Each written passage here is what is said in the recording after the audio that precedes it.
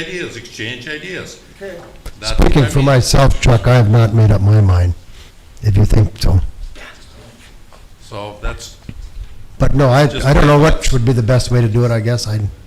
If you want to have people write their names down and either do that or they can introduce themselves when they go up to speak, so people in the crowd know who it is, or people watching at home know who it is. yeah. And I think the most important point tomorrow is that we get the input from the citizens to be able to take and go forward. So we'll be pretty flexible with the way we run it. Right, That's good. yeah. Everybody will have the opportunity to speak. Yeah, and I think it's a good point.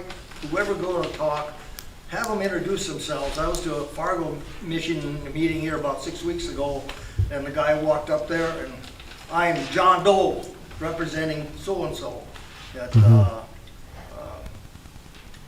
if they want to talk, let them put their name out there. Any other discussion? Moving on to 7.9, the railroad park and shop fencing from last fall issues.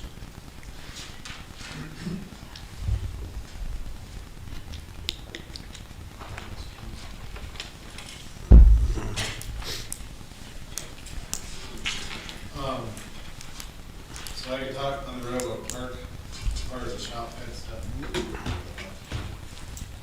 Somebody else, but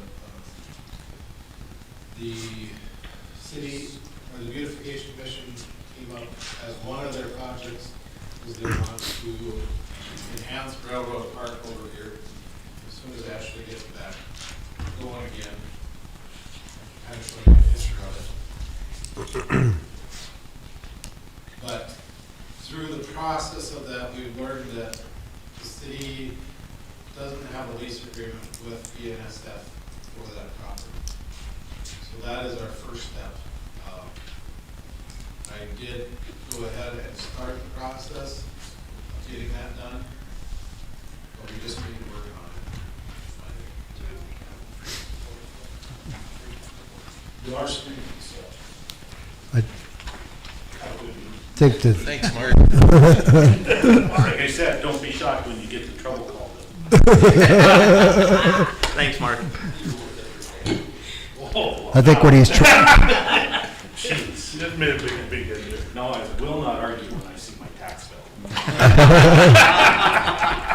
Have a good night, everybody. Good luck tomorrow night, too.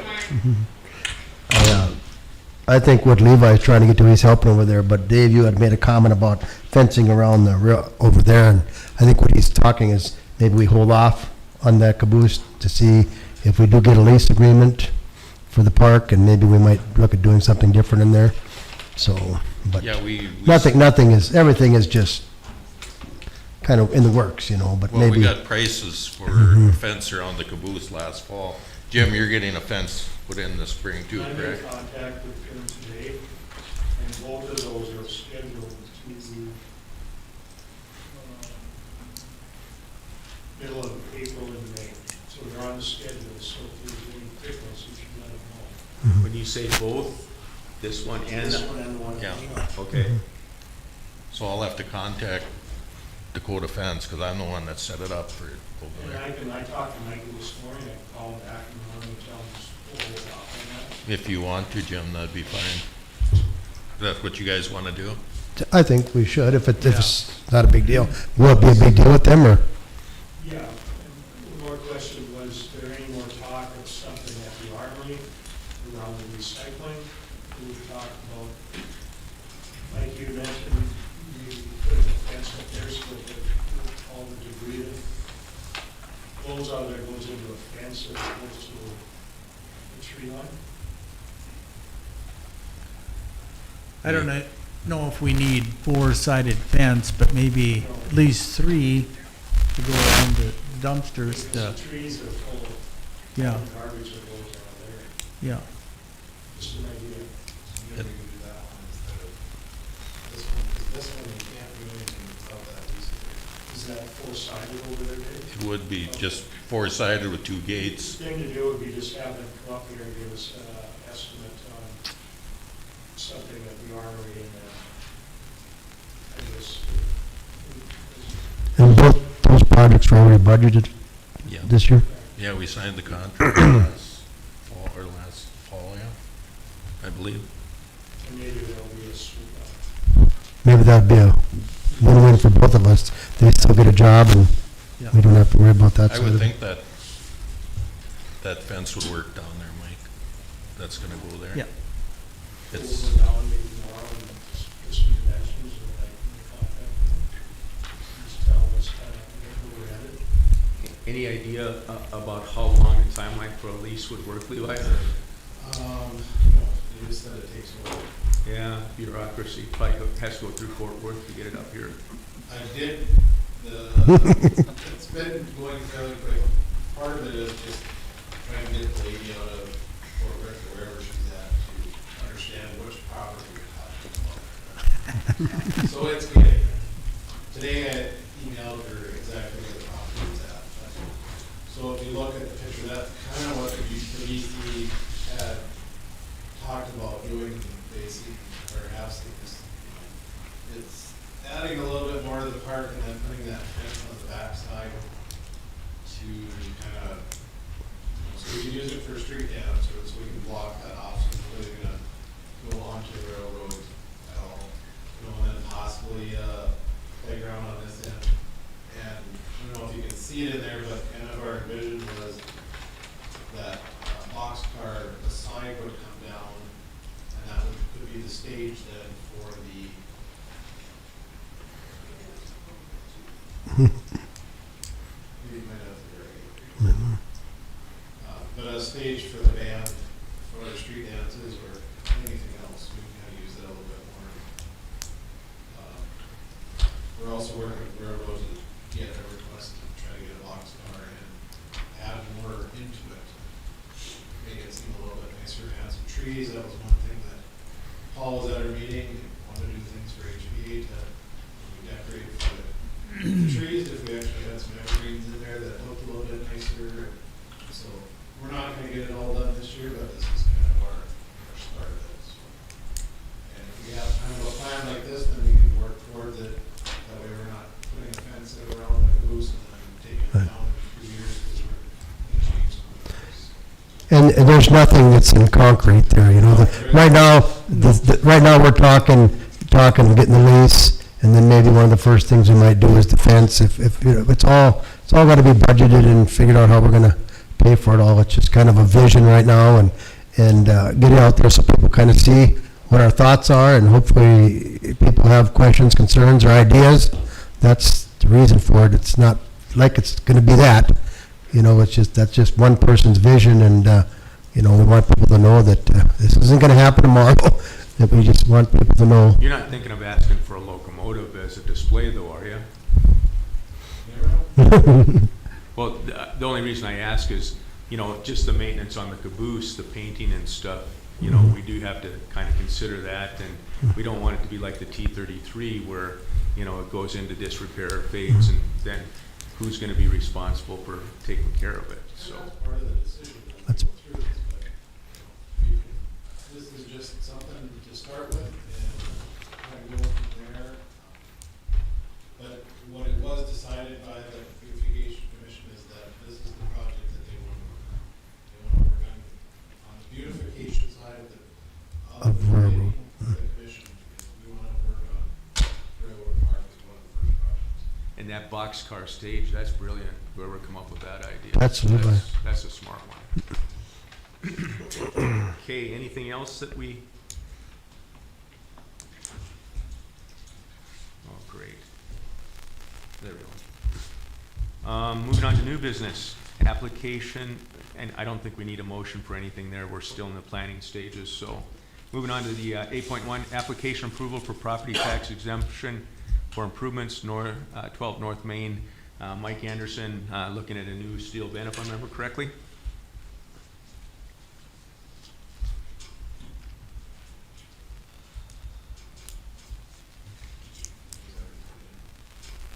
Yeah, so Kayla and I have been talking about this issue off and on all day, and John had called me on it.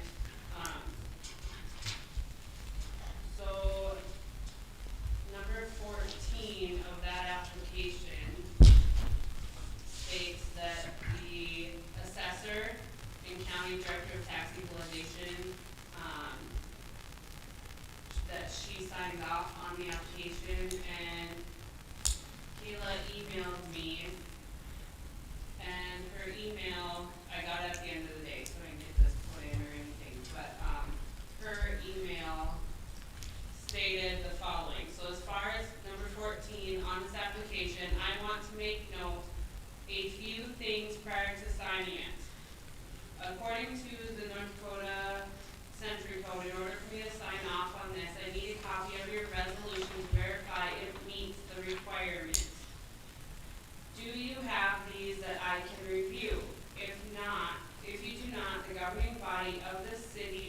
County may limit or impose conditions upon exemptions under this section, including limitations on the time during which an exemption is allowed.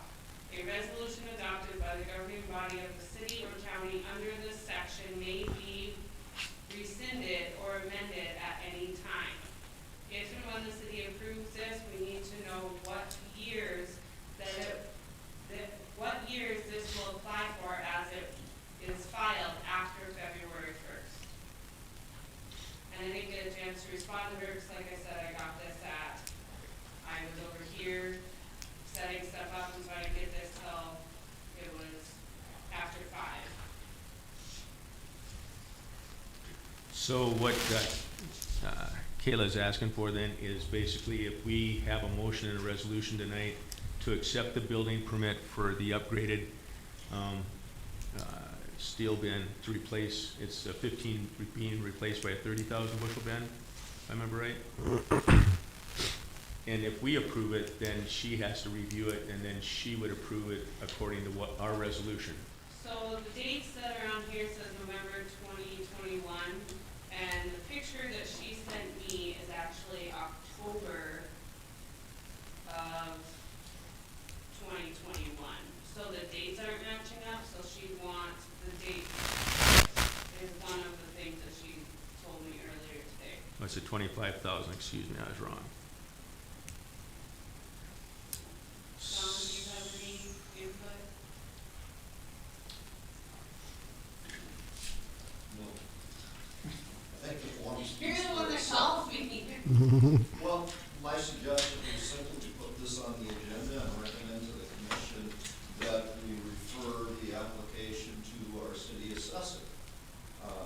But apparently your discussions with Kayla, I was wrong, it's not quite that simple.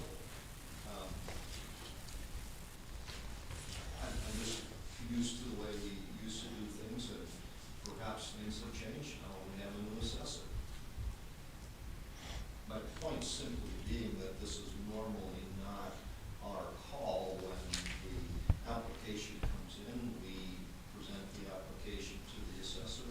If they have questions, we'll have to get answers, but generally speaking, that's why the sequencing of the form is the way it is. Number 14 is before number 15. Number 14 says the assessor approves or does not approve. And then it comes to us. We have the final call, unless it's appealed or subsequently reviewed. And I'm certainly not opposed to working with Kayla on the information that she wants us to provide her. But I think that it's an assessor's call here, Right, got it. Thank as you. opposed to us making the call and then she subsequently approves the denies.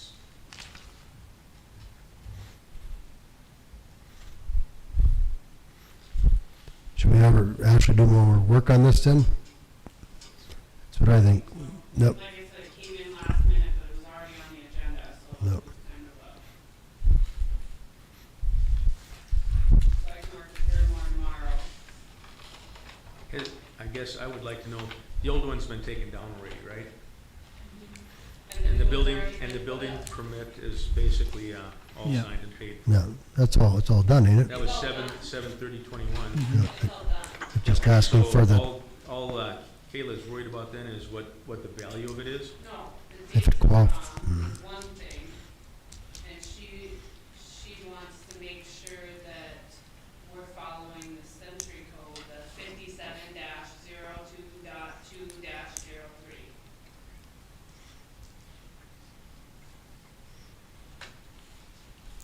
So I can work on it some more with her. So we'll table this and then bring it back after more clarification from Kayla then. Food truck permit pricing, even if it's $0, needs to be added to the ordinance. So did we ever decide when we went through the ordinance, we didn't put a dollar value in there, did we? I thought we had talked about it, we talked about it and we weren't gonna do anything, so. but if it needs to be in the ordinance, I would move for. Why does it need to be in the ordinance? They are, It can be set by resolution. So So whatever you decide tonight works. Send a resolution. But does it need to bid it? Why does it need to be in there? Why do we have to have a fee in that ordinance? Well, the ordinance itself doesn't need to be changed. It just says the fee for a food truck license will be set by resolution.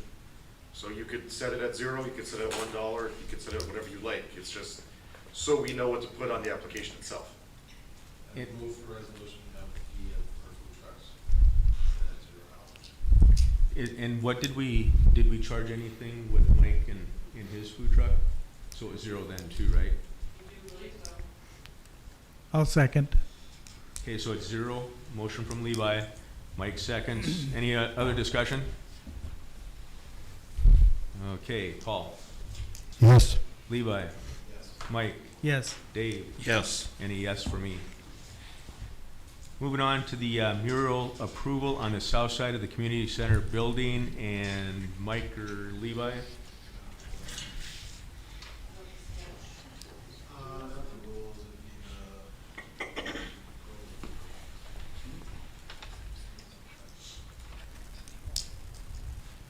so the second initiative that the beautification commission decided that they want to move forward on is the mural on the south side of this building. The first part of it is we want designers and artists just to come up with an idea. It's not actually painting it, but it's coming up with an idea of what to put on for that mural. And then there is which I sent to JR, there's some rules and stuff that are also on there so that you can send out that says whatever anybody sends in is going to be copied from the city of Hillsboro, that type of thing. So basically, we're asking somebody to do a sketch, and if they are the winning idea, they get $500 to the full amount. And what it would be is the beautification commission would take all the ideas in and then put the top 4 that they have for public vote. Decide which one we should go with. Is there any legal issues, John, that we have to worry about with the public building?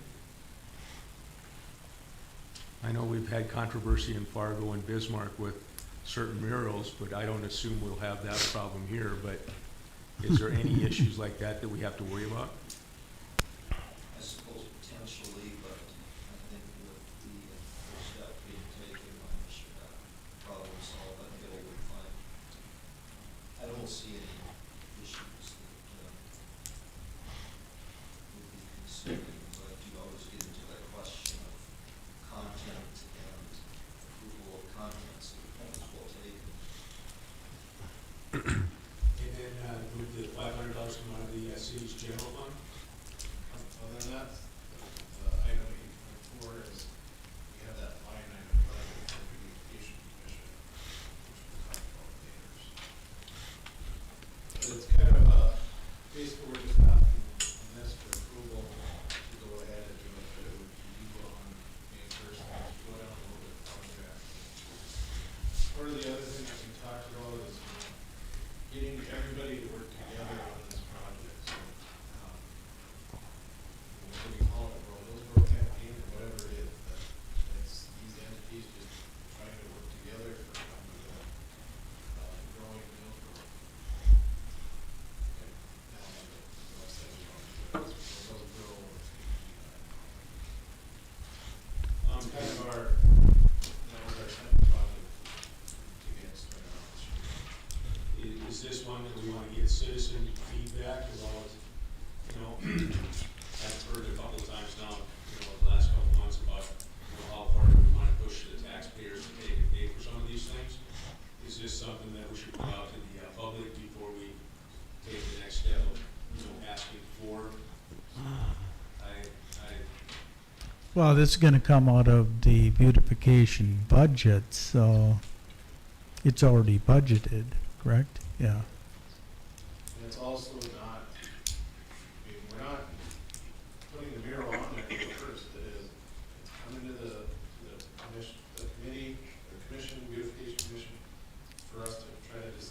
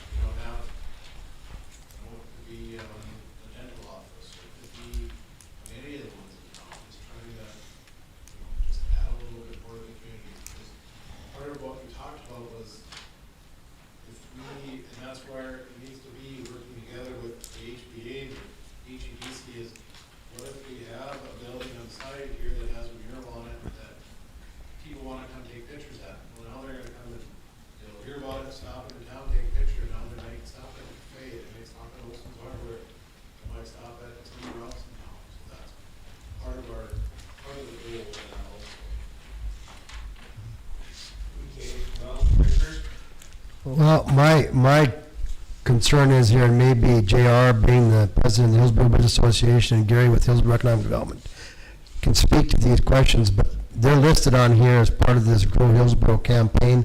I think this is kind of new. I guess I don't know what their feelings are on this. I personally, being with the Hillsboro Business Association, I'd probably want to meet, and I think they're working on that. I'd like to kind of see if we're going to group this up and go with the Go Hillsboro website and all that stuff. I'd kind of like to see how that's all going to work and make sure everybody's on board. I think the project is something to talk about. I think it'd be great, but I think we just got to make sure that everybody's on the same page. I don't want somebody from economic development saying, well, I didn't really even know anything about this, a member. And I just think that I think just give it the economic development meets Monday, and the business association meets shortly too, so maybe if we could just wait, and kind of get some feedback from them. Well, and this is just a, throw it out idea. What the Beautification Commission is not asking for you to approve this in the Grow Hillsboro campaign. What we're asking for is the approval to go ahead and put or being able to use this side of the building. The rest of it is, Okay, Paul is right, it's not, I'm not gonna put it out tomorrow, we're gonna go with Right. it. It needs to go to Okay. HPC and it needs to go to HPC. We gotta work through all those things. Yeah. But this is just the starting. right. And going to the mural itself, my concern was, and Terry touched on it a little bit, about the cost to the citizens. Every project we look at doing around here, yes, to put it up was great, you can maybe get the money to put it up, but what's going to happen in 15 years if it starts deteriorating, or 10 years? Then who's responsible for this mural that's fading off? And I just think that conversation has to be made. I think we have to talk about whether, what's going to happen, and also what's going to, you have the campaign going to do it, okay, but who's going to do it, and at what kind of cost, and things like that. Those are questions that I would have. Cost-wise, we're not gonna know. We won't until we know what it is, and then once we know that, then we will go out and ask for bids and try to find somebody who's willing to do it. And it may be the artist that submits it and may even do it, I don't know. It's just like putting a fence up over here in the railroad park. We have no idea what the cost is. It might be too much. It's gonna be expensive, so. But you gotta go ahead and find out too, so. So if I got this straight, Mike, Levi, you just want permission tonight through a resolution, a motion and a resolution to allow the side of the community center to be basically set up as a mural if it's approved, and all the widgets and wickets are all taken care of in the process of planning. Correct. This is starting the plan, this is the first step. And then, like Paul says, we will socialize this with the HEDC and the Hillsboro Business Association and kind of go from there. Do I have a motion? Levi makes a motion to approve the use of the south side of the community center as a potential mural. Do I have a second? I'll second. Mike seconds. Any other discussion? Dave? Yes. Mike? Yes. Paul? Yes. Levi? Yes. And a yes for me. Moving on now to the last item, 8.4, beautification line item spending process. And Levi, Mike? So we talked about this also, is just how, we want to know what the beautification commission, we have that budgeted line item. We just want to know what cost that should be. Is there certain amounts that you want? Is there, are you able to request things, or how do you want to go about doing this? They just want to know how that, you set aside X amount of dollars for it in the budget. Can't remember the exact amount. Some of that is for facade grants, but some of it also is for the beautification part. So, just how the process should go about. With the financial portfolio, Levi, and working with Ashley, I'd like to keep for audit purposes, we use $500 basically. Anything at 500 and below, like Ashley can go ahead and do. I think that it would be a good criteria to have the same if it's above $500 in beautification for a line item, that you bring it in and have the commission approve it at that point. That's my 2 bits. That's fine. I agree with you. Ashley, is that okay with you? I don't care. You gotta make the decisions. Well, you're the one that's taking the heavy brunt of the audit, so. But I think that that would keep it consistent across the board for us with the financial audits that we do, so. And do I get a motion?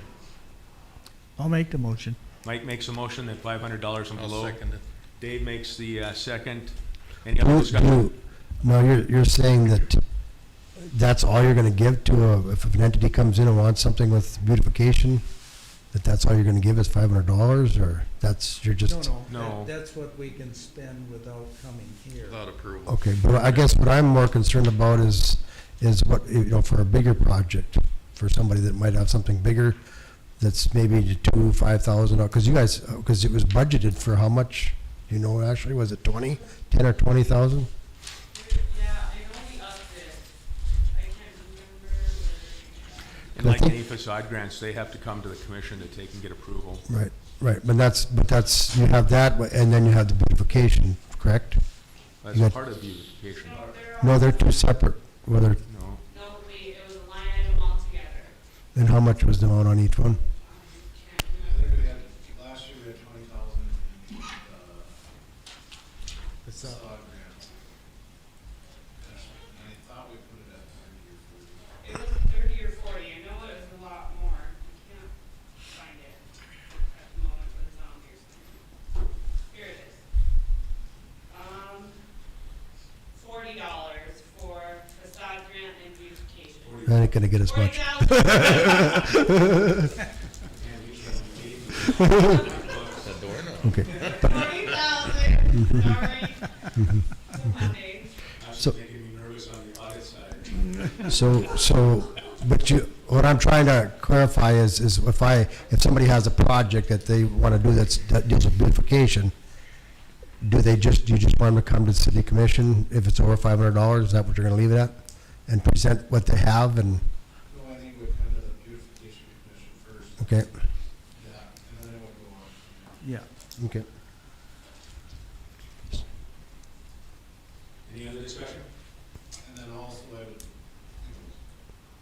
when we're doing the cleanup process, that would come out of that line item also so that we can keep track of it. So, And again, if it's $500 or less, then we can go ahead and you can, beautification can approve that. but I assume by you guys saying that you approve the cleanup process, that's already saying that it's okay to do that. Yeah, it's just like, Because that one's gonna be more than when we do those, it's already approved. yeah, it's just like Levi, you give us the update on the tickets basically every commission meeting, so that's kind of, I think, part of that approval process. Now, we got the motion in a second, and we had the discussion. Anything else, Paul? Nope. Okay, Levi, Yes. Dave, Yes. Mike. Yes. Paul, Yes. and a yes for me.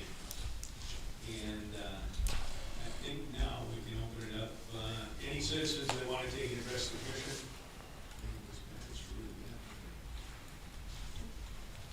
Anybody that has anything out there that would like to speak up? Go ahead.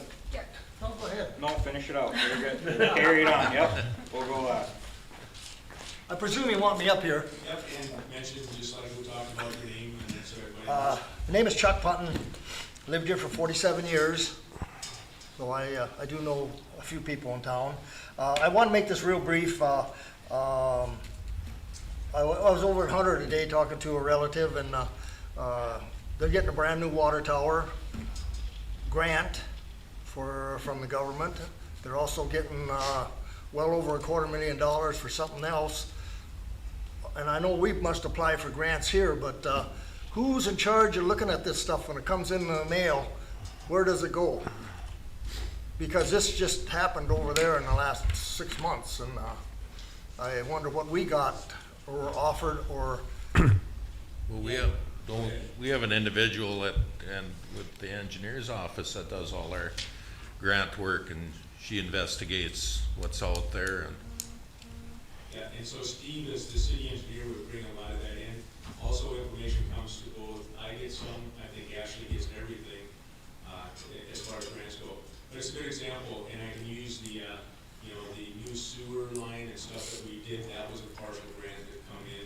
We got the, for the pedestrian, bridge out here, that's another part of the grant. So we, like Dave says, I can't remember her name on Bismarck. No, I She can't. does- what? Abby Ritz. Abby, so she does all the research, and then it goes back to AE2S, and Steve, working for AE2S, is the one that. Okay, I just wanted to make sure we were covered, because if a town with 244 people in it can get $750,000, that ain't a bad chunk of money.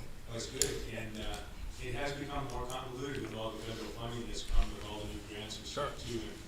But we also try to work with the county to see if we can get some of that. Good example would be that Dave and I, we went and asked for Caledonia to be partially covered by the county and stuff too. So we're not only just relying on grants, we're going out to look at everything. Okay? Water, wastewater, there's always funding out there for those projects. They throw the money at that annually. So we've had, that's like our water plant, I think it came in at 12 million. We did Okay. less than 2 for our portion. But when it comes to water and wastewater, there's all kinds of money. What about, and I didn't want to get involved in that, the east side of town that's got the water problem, is there anything there where there's money that's going to help? They've checked with that, they're checking on that, or they have checked on that. And what? It didn't sound real positive, but we haven't heard the final from it, so. But I think too, to follow up with Jim's point is that we're hoping that some of the drainage issues will be taken care of when we, if and when we get the paving, Yeah. repaving approved. I think there's some additions that'll help us with some of that drainage over there in Royal Avenue, for example. Okay, I don't want to belittle this anymore. The minor thing I had when I come up here to ask about, I made the mistake of having coffee with the coffee clutch the other morning, and it was brought up about 15 years ago. We used to have, going down Caledonia, not at the major stop signs and whatever, yield signs. And then now the whole damn town has got stop signs. Is there some reason that was done, Jim? I understand you were more or less in charge. Mainly we did it for safety on Caledonia Avenue with the traffic on Caledonia Avenue. Okay? There was never an accident on Caledonia Avenue. Ever? That, well, ever's a long time, but Probably hasn't been in the last 15 years.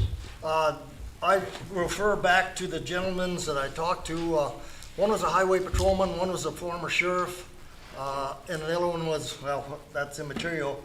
I'm just asking a simple question. And there isn't any reason that the commission can't readdress that and change that. It was Okay. just- Like I said, it was the signs were deteriorating, and I wonder if we didn't go through the commission, but it was just more of a safety thing that Caledonia Avenue with the traffic.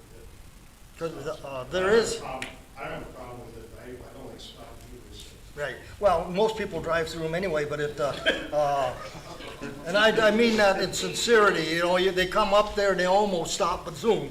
Now would be a time to do that, especially when we have these forums. That's what I was gonna try to, and I'm not trying to talk about tomorrow night already, but, there's and I'm just gonna throw this out for a second, you know where Shirley Westfall's apartment is over there? Well, at 10 after 3 in the afternoon, you better have a long pause if you wanna cross this way, because, there should at least be a yield sign put up there. Nobody knows, there's no signs at all. Also, coming out of the park, right across from Ham's house, the sign by his house and going both ways this way, 4-way stop. But when you come up the hill, the stop sign says stop. So the other day, there was a lady sitting there waiting and just shaking her head. And I presume, and I don't know, I didn't talk to her, but I think that's something that somebody in town better take a day and drive around and maybe we'll get some input tomorrow night. Maybe somebody will want a sign in front of their house or in the corner or whatever, but it should be addressed, guys, because the signs look rough anyway, and that's 4.5 minutes up. Can somebody tell me what is, we don't have a sheriff present here, four-wheelers? How old you gotta be? Do you have to be licensed, and do you have to have insurance on them to be whipping around town? Mike, you got one, what's the answer? It's in the ordinance, well, it has to be licensed for, street. Is it 16? I was told 16 today by somebody that should know, but I'm asked, I thought Mr. Hunt would be here, and I'd have to look at the ordinance, but I remember we did rewrite it, and we did come up with an age limit, and it was tied to the snowmobiles. I remember Lorraine talked about, having Yeah. snowmobile access when she was on the commission, and somehow, my recollection is that the age that we used for that is what we put in the ordinance for, basically. I wasn't worried about snowmobiles, but that's fine to mention that, Yeah, that was just kind of the rule. I was told when I got mine, I need a license, I need to have a license from the state of North Dakota. Need to have brake lights and you need to have a horn. and it's gotta be insured, right? Yeah, Insured, yeah. absolutely. What about, being, I'm on the wrong end of town, but where my daughter lives, in the summertime, golf carts. I know people go play golf, but umpteen kids, and I mean, they're not 16 years old, are driving golf carts down into the park, having a field day down there. Does the same thing apply to a golf cart? I know golf carts gotta get out of city, they're gonna play golf, but, Correct me if I'm wrong, commissioners, but the golf carts were only approved to take and go to the golf course. Correct, okay? yeah. So in other words, there's no business for them to be in the park. Yeah, and 'Cause- the side-by-sides and those things, I think the economics is an important part. I agree that those are worthwhile. The golf carts probably should be revisited again too, but right now, the ordinance says you can drive through town to get to the golf course, and that's only used. Yeah, okay. But I would assume if they're driving around town, they would have to have a license. That's what I horn, would think. And yeah. brake lights. Taillights, the new ones are coming with taillights. Yeah. And As signal long as they have lights. taillights, yeah. The only question I wanted to ask when I come up here, you're meeting at an intersection, like per se this way, unmarked, no signs up. What is the rule? Who goes through first? The right way. The person on the right has got, that's what I thought, I'm overly cautious over in the residential areas, because I'll wait the other person just to make sure Yeah. that it's the state law, basically, is the right of but way. it's always been that way, but a lot of people in this town, going back to Shirley Westfall, they'll be coming, 30 miles an hour down the street, and they could care less if you drive in front of them or not. That's why maybe we should, revisit the yield signs or whatever. Somebody's gonna get hurt someday, but that's, And that's good discussion for tomorrow night. And the only thing I was gonna ask Jim is, a four-way stop by the high school and the schools, is that a state regulation that you have to have for safety? We have to take a check on that, Chuck, because, most four-way stops here by the high school I and the think that's schools. just common sense with all that traffic there. But a lot of the stop signs we also put in, Jim, you've been here too.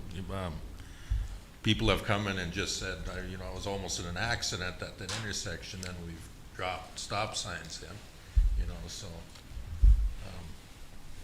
But in other But- words, it doesn't matter. There can be a stop sign there or a yield sign there. It doesn't have to go through city council. It doesn't have to go through anybody else, right? Is that what I'm understanding? I don't- Well, I think it has to come here to put a sign on Yeah. it. Chuck, I think what's been done over the years that I've been here is that citizens usually come and address the issue like what you're doing tonight. And when we used to employ Ray and one of his deputies, they would take a look before the commission would make the Yep. final decision. And I would assume Steve and his deputies would do that now. Yep. I would think so. That's the way the process has been that I've seen over my years. Okay. Thank you. Anyone else? Oh, yeah. Yep, we're up. I'm Allison Birch Wisney. This is my husband, Brian. We bought the piece of property out by the golf course. I think most of you know. We talked to John Juleson in his office about the utilities agreement. We didn't agree with the part where the city wanted us to get a permit to build because we're outside of city limits. Went and talked to Mike Kress. about that. And so, yeah, Yeah, the question is, why can't that be removed? And is there an example of that being required in another utility agreement? situation. So what you're questioning is a building permit to actually get the utilities to your property. No. It's a stipulation within the In, agreement. in the agreement, in the utility agreement from the city, you guys stated on, I think it's number 14 or 9 or 14, can't remember. It says that we have to get a building permit to build something out there. And we're actually outside of the city limits, but our utility map for the city, that's where we're in. So we, Was this to do with the additional lots that have been? we're not, No, nope, it's one nope, lot, it's one and within lot. the agreement, Yep, there'll only be our residents built there. yep.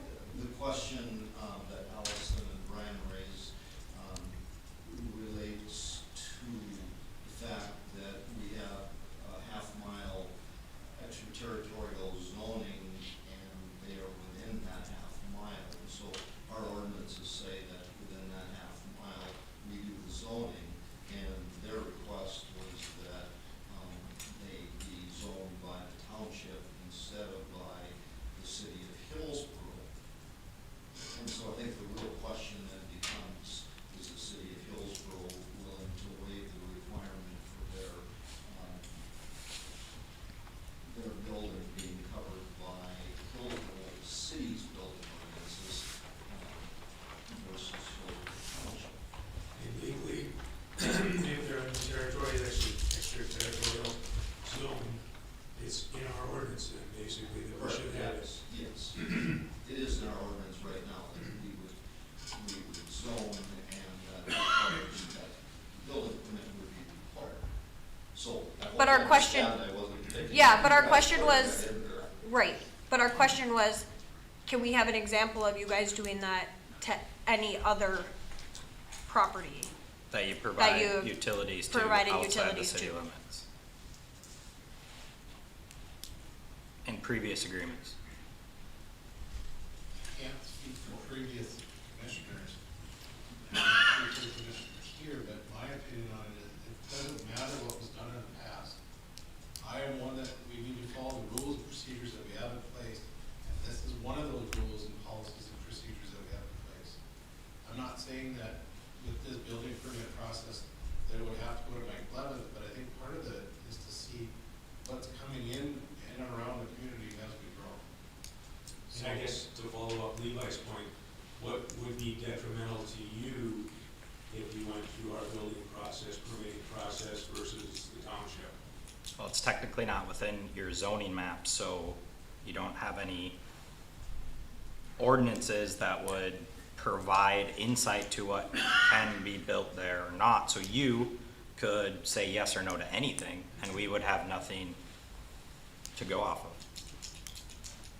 Well, you just heard the legal opinion that being in the extraterritorial area, Is there a state law that correlates to the half-mile radius? I think in some cities it's even more. Take Minot, for example, it's miles versus a half a mile. Some cities have 2 miles where you can't have certain stuff 2 miles within the city. And it's to help us with our planning, to make sure that, everything, as the city expands. I understand. There's cases during your tenure that have been built without a city building permit that have city utilities. So it's just odd that this would be the first one Right. to be implemented because no one has an example where it has been, which is strange if that's the way it's done. Well, I think we're also trying to set the precedence that we're not living in the past, but we're trying to take and do things by the book. I know I'm speaking to the recent past though, which people have been here for a fair amount of time around this table. So it's odd there's no example. Do you have an example? I don't need to give an example. I wasn't here. So I'm not gonna say firsthand that I know what happened. So that's why I'm asking the council what did. Commissioners? Well, when do we start going by the book? You know, I don't know. Do we just keep going the way it was, or, You know, I know there was things that were done, Doug Abendroth's twin homes out there, you know, that we didn't do anything with that, but, And in that example, they're hooked into our sewer system, so. And I've always wanted them to be annexed into the city because, you know, we are providing services to them also, but that was before my time, so. Again, you're just worried about it from, there's no other examples basically, and. there's That are no- requiring it, so what precedent is there in the past to use for any kind of process of this? We'd be at the mercy of whatever somebody voted on, not, ordinance or anything like that. Well, you also, just devil's advocate, if you're in the township, you still have to take and follow township rules, right? Correct? Yeah. But those exist. Those are what? Those are set in stone for that area. Well, what I heard is ours are set in stone too. It's not zoned. It's not in your zoning map because it's outside your city limits. So it's not zoned. But Extraterritorial. yes, those actually, they do exist. They do have. Your rights exist, correct, but your zoning map doesn't show that portion. So you can't take and say, this is industrial, this is commercial, this is residential, this is Well, it's in multifamily. the half-mile limit, so it doesn't matter what it's zoned at.